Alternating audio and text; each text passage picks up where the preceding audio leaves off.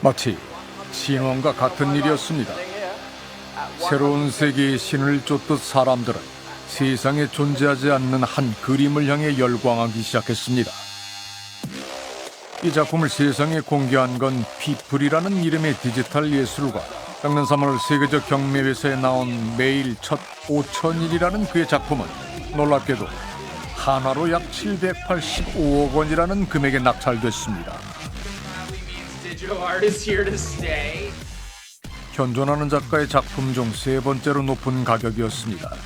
무려 13년이 넘는 기간 동안 매일 하나씩 색채로 일기를 쓴 비플. 그렇게 쌓인 5,000개를 모아 하나로 탄생한 이 그림은 사실 NFT라는 기술이 입혀진 디지털 작품입니다.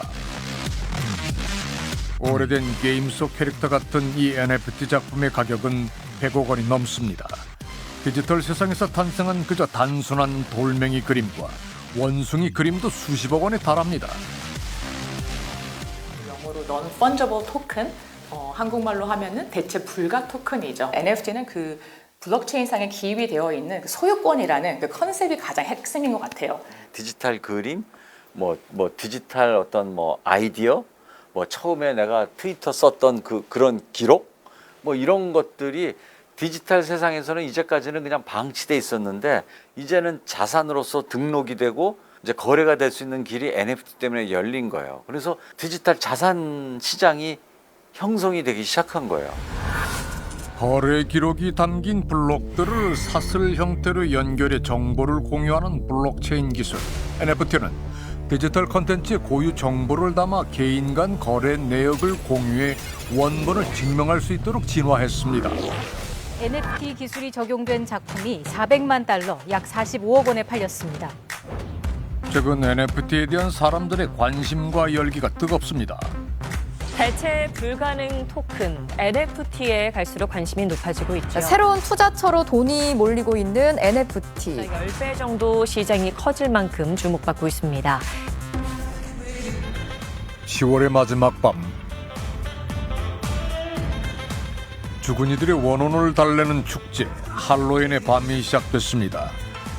여느 흥겨운 파티 같지만 사실 이곳에 모인 이들에게는 한 가지 공통점이 있습니다.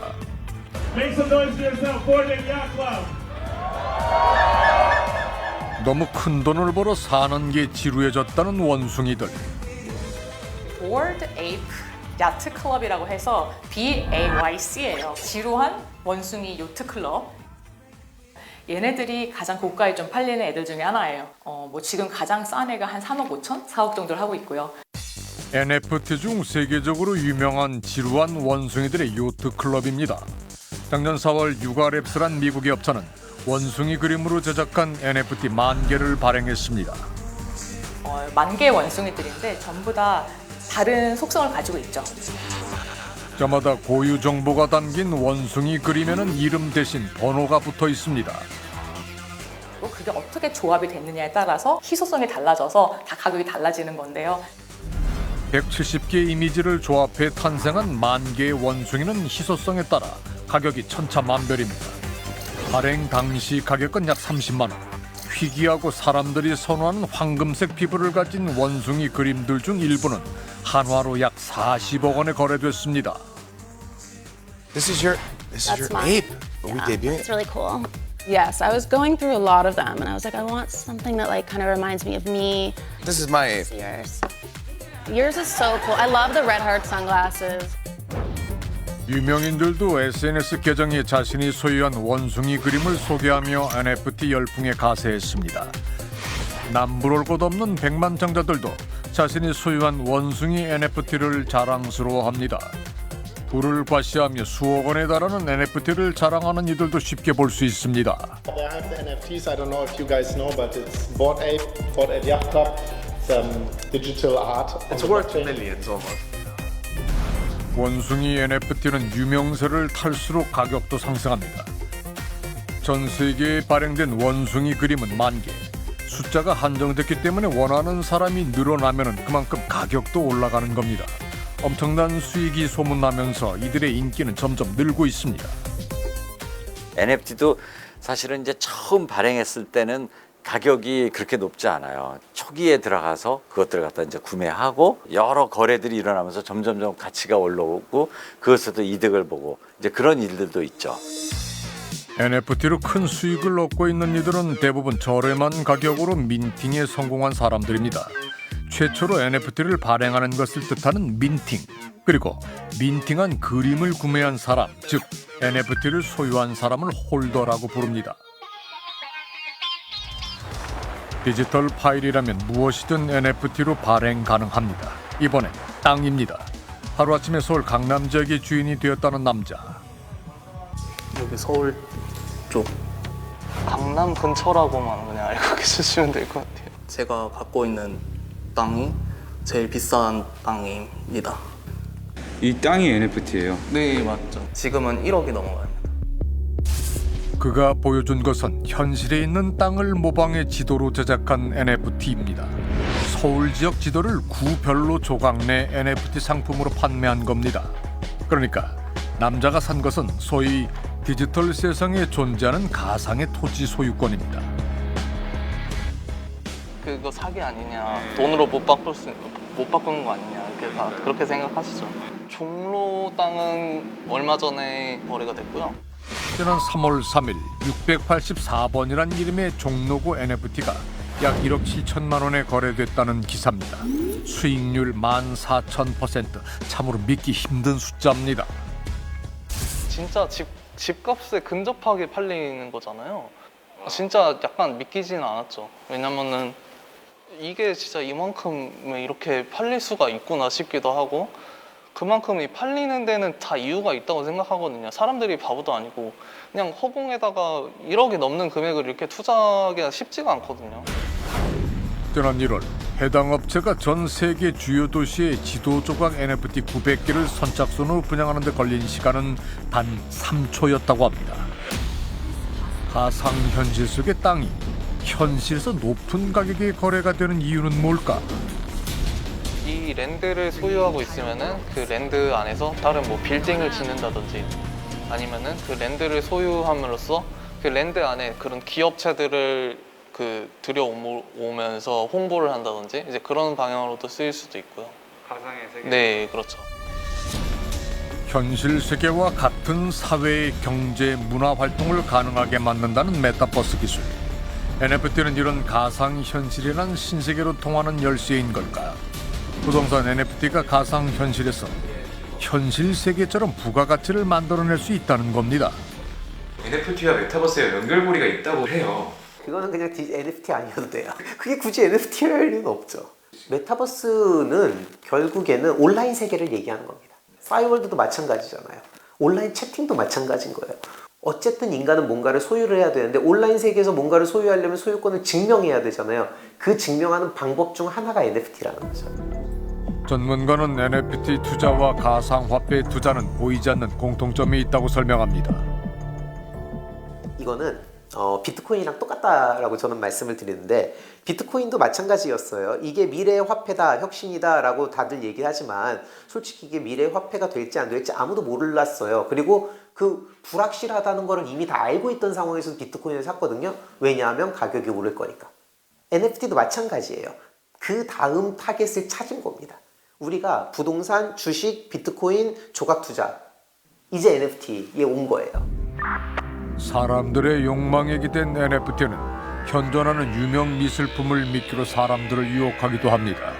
예술가들이 만들어낸 실제 작품 역시 NFT로 제작하는 일이 가능하기 때문입니다. In the NFTs world, it's a first, and especially that after the first wave of the sale, we're going to launch a one-of-one sale with Sotheby's. 거장 피카소의 작품을 NFT로 판매하겠다는 프로젝트. 이를 주도한 사람은 피카소의 증손자였습니다. 그런데 이를 두고 피카소의 아들이 반박하며 나섰습니다. 저작권 문제로 논란이 일어났던 겁니다. 대중적으로 잘 알려진 스포츠용품 회사 역시 저작권 문제로 NFT 제작자를 고소하기도 했습니다. 최근 NFT 시장은 저작권을 둘러싸고 분쟁이 잦아지고 있습니다. 저작권 문제가 특히 있죠. 저작권을 누가 가지고 있는지. 실물 페인팅 같은 경우는 그걸 요즘은 단순히 사진을 찍어서 NFT를 했을 때 사실 저작권을 가진 사람이 직접 하려고 하겠죠. 만약에 예를 들어서 뭐 어디 굉장히 유명하신 분한테 가서 당신이 저작권 가지고 있지만 제가 그 저작권 이용해서 NFT에서 돈을 벌어보겠습니다 하면 누가 예스를 하겠습니까? 그렇죠? 사실은 소유권에 대한 그 저작물이랑 글이라든지 뭐 음악이라든지 이런 것들에 대한 저작권이 그 정립된 것이 그렇게 오래지 않았고 그것이 정립됨으로써 이제 우리 실세계 시장들이 굉장히 커졌잖아요. 그러나 이 디지털 세상은 늦게 만들어진 세상이라서 여전히 그런 것들이 그 정리가 안 되고 있었던 거예요. 국내에서도 저작권 문제로 유명 화가의 작품에 대한 NFT 논란이 있었습니다. 누구라도 솔깃하죠. 일단 이중섭, 박수근, 김환기의 작품이 NFT가 됐다. 결국 이 프로젝트는 저작권을 허가받지 않은 것이 밝혀져 계획이 취소됐습니다. 사람들의 이목을 집중시킨 NFT 논란은 최근에 또 발생했습니다. 이 논란의 중심에는 놀라운 이름들이 등장합니다. 바로 피카소와 앤디 워홀입니다. 이미지 안 풀린 것들은 다 이렇게 X 표시되어 있는 거거든요. 저작권에 문제가 될 수 있는 개연성이 있어서. 인터넷에 공개를 안 하는 거. 네. 그래서 피카소가 얼마나 저작권 관련해서 까다로운 사람인데 이미지 공개된 게 거의 없잖아요. 피카소의 작품 10점은 물론 앤디 워홀의 작품 28점을 포함해 총 38점을 NFT로 만들겠다는 프로젝트. 그 정도면 정말 미술계, 전 세계 미술계가 들고 일어나서 환호를 지를 정도의 빅뉴스인데 과연 실체가 있는 일지 잘 모르겠어요. 언뜻 봤을 때는. 뭐 내용을 보면 볼수록 이게 좀 많이 불투명하고 문제가 좀 심하다. 기대와 달리 이 프로젝트를 계획한 의료기기 업체와 그림을 사다 준 미술관 사이에 갈등이 발생하며 논란이 일었습니다. 문제될 거 없다고 자기가 저작권 다 받아갖고 피카소 재단한테 제가 다 가져온 거라고. 자기가 가져왔다. 네, 자기가 가져온 거라고요. 이게 자기가 원장이랑 해가 인맥 통해서 직접 가져온 거다. 피카소 재단에서. 예. 앤디 월 그림이랑 피카소 그림을 가지고 NFT 블록체인을 하려던 사람들이다. 미술품이잖아요. 이 한 개의 그림을 NFT를 쪼개서 유저들에게 판매를 할 거고. NFT를 위한 저작권 문제도 다 해결한 듯 보였다고 합니다. 그리고 작년 11월 앤디 월 작품 중 하나는 실제로 NFT로 판매되기도 했습니다. 그런데 Je vois sur votre site, actuellement il y a aucun NFT Picasso est autorisé. Exactement. Oui, aucun NFT n'a été autorisé par la succession Picasso. Donc pour vous, Coria, ça... Non, aucune autorisation n'a été donnée. Donc en fait, ils sont hors la loi. 피카소의 작품이 한국에서 NFT화된다는 얘기는 금시초문이라는 피카소 재단. 앤디 월의 작품 경우도 마찬가지였습니다. 우리는 한국저작권협회에도 확인해봤습니다. 앤디 월 작품의 경우에도 저작권 사용 문의가 없었던 것이죠? 네, 이제 세계적으로 그 저작권 네트워크가 있어요. 그 NFT 제작한 곳이 한국 업체라면 저희를 통해서 허가를 받고 진행해야 하는 게 원칙이에요. 그런데 이제 저희 쪽에 그런 문의가 들어와서 허가가 된 사례가 없거든요. 조사가 필요한 부분인 것 같습니다. 저작권을 허가한 적이 없다는 겁니다. 즉, 작품들의 저작권을 허가받은 적이 없기 때문에 NFT 발행 자체가 불가능했던 것으로 보이는 상황. NFT 민등을 했던 업체는 이 사실을 정말 몰랐을까? 소유권 개념으로 판매하신다고 사이트에 적어놓으셨잖아요. 네, 그렇죠. 그럼 저작권은? 네. 저작권 정확하게 없죠. 해결이 안 된다는 네, 그래서 안 되잖아요. 그러니까 지금 계속 전화가 오는 거죠. 그냥 판매를 하신 거예요? 네. NFT 광풍 속에 피카소와 앤디 월까지 등장했던 초대형 프로젝트는 결국 실행 자체가 불가능했던 계획이었습니다. 신기술로 열린 낯선 세계의 허점을 노린 범죄. 그 피해자는 누구라도 될 수 있습니다. 최근 가상화폐가 폭락하면서 NFT를 포함한 가상자산의 안전성에 대한 논란이 일고 있습니다. 특히 NFT의 경우 자금 세탁 등에 악용될 가능성도 제기되고 있습니다.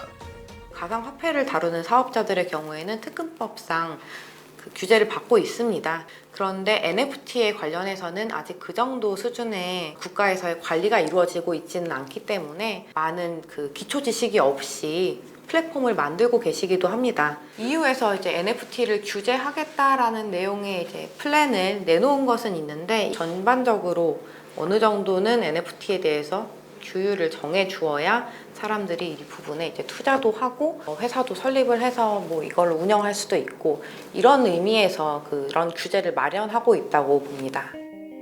NFT 시장에 대한 기대가 커지고 있는 상황. 전문가는 무엇보다 NFT의 본질을 잃지 말아야 한다고 조언합니다. 그러니까 사실은 NFT 자체가 중요한 게 아닌 게 NFT는 소유권을 증명하는 기반 기술일 뿐인 거예요. 그러다 보면 그 소유권을 증명해주는 가치가 뭐냐면 거래가 쉬워진 만큼인 거지 그 작품이나 그 자산의 내재적 가치가 변화하는 건 아니라는 겁니다. 보시는 것은 17세기 네덜란드에서 활동하던 화가 필리프 드 쌍파누가 그린 마니타스라는 그림입니다. 마니타스는 허무왕, 덧없음이라는 뜻의 라틴어인데 17세기 네덜란드에서 있었던 튤립 투기에 대해 풍자한 그림입니다. 당시 네덜란드에서는 튤립에 대해 갑자기 투기 바람이 불어 튤립 한 송이 가격이 집 한 채 값까지 올라갔다가 결국 거품이 꺼져 많은 사람들이 고통에 빠졌고 오늘날 과도한 투기 거품의 위험성을 경고하는 얘기로 잘 알려져 있습니다. 오늘 방송과 함께 이 그림을 보고 여러분은 어떤 생각이 드셨습니까? 튤립은 다른 어떤 용도보다 튤립일 때가 가장 아름답습니다.